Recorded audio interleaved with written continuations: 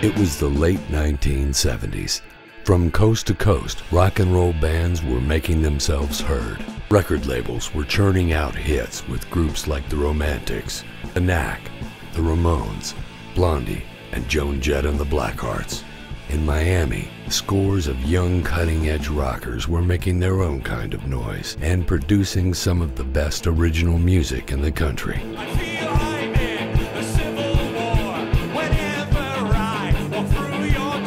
Thousands of eager fans flooded local venues. Record labels and press circled, poised to discover the next big thing. It was a given that these bands were destined to join their northern rock and roll brethren in the limelight. Fame and fortune were just a power chord away. This week, don't miss the Kids, live on stage all week at the Level 3. That whole scene, I really think, was the perfect storm. It was the time, it was the place, it was the radio station, it was the studios, it was the clubs. I'd say people, I'd say luck, I'd say talent, and the right timing, and it came together. It was the best time of my life so far. Those young years, you know, those teen years.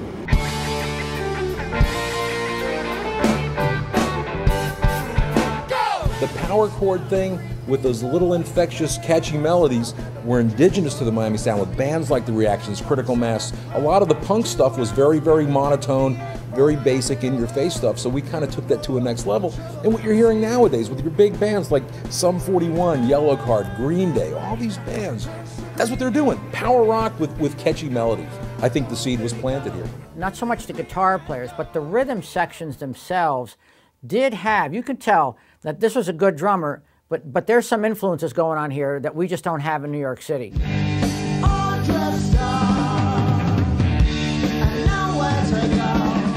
The Cichlids and Critical Mass got record deals. Billboard magazine called Charlie Pickett an up-and-comer. Tight Squeeze had a nightclub named in their honor.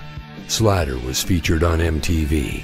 The Z-Cars single, All Dressed Up, was getting airplay at colleges around the country, and the Kids were opening shows for some of the biggest names in rock music.